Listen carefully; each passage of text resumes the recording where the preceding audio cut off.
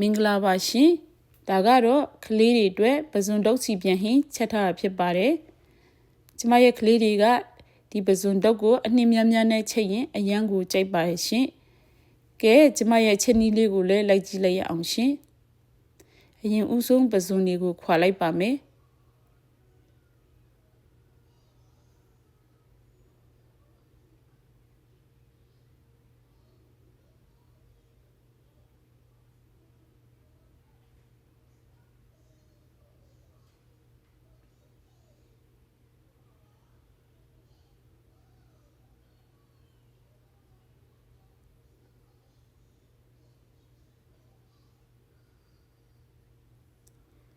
ခွာပြီးသွားတဲ့ပဇွန်တွေကိုအလေကနေခွေးပြီးတော့သူ့ရဲ့ခြေကျိုးတွေကိုထုတ်လိုက်ပါမယ်ရှင်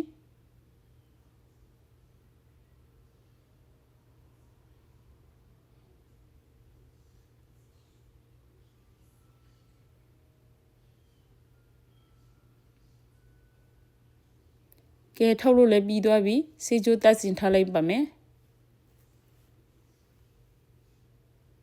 စီပူလာရင်တော့ကြက်သွန်ကြီးကိုစီတက်ပါမယ်ကျမကတော့ကြက်သွန်ကြီးအလုံးကြီးတစ်လုံးကို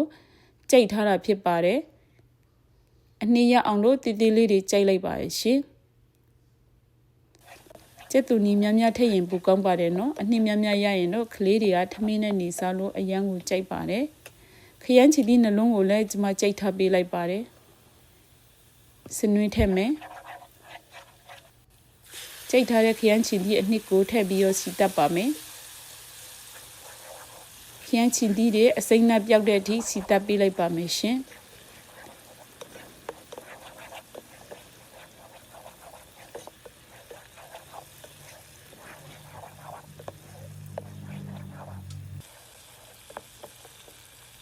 ကဲစီပြန်လာပြီဆိုရင်တော့ခုနကစေကျိုးတက်စင်ထားတဲ့ပစုံတွေကိုထည့်ပြီးတော့လုံထားပေးလိုက်ပါမယ်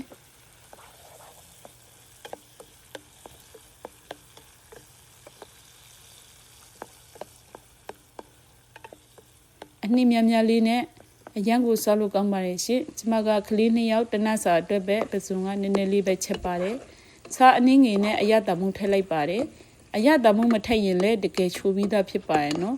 ကျက်တူနီများများရဲ့ပစုံကထွက်လာတဲ့အရသာနဲ့တကယ်စားလို့ကောင်းပါတယ်ရှင်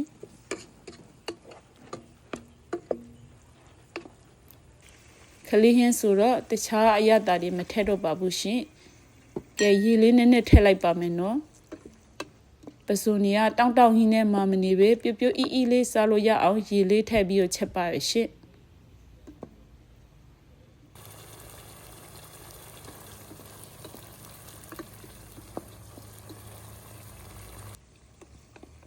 ဒီအနေထားဆိုရင်တော့ကြက်ပါပြီရှင်ရေခမ်းသွားပြီးတော့စီလေးပြန်လာပါပြီပစုံတော့စီပြန်ဟင်းရတော့ကြက်သွားပါပြီရှင်အရန်ကိုမကလေးတွေကြိုက်ပါတယ်စားလို့ရမ်းကောင်းပါတယ်ရှင်ကျေးဇူးတင်ပါတယ်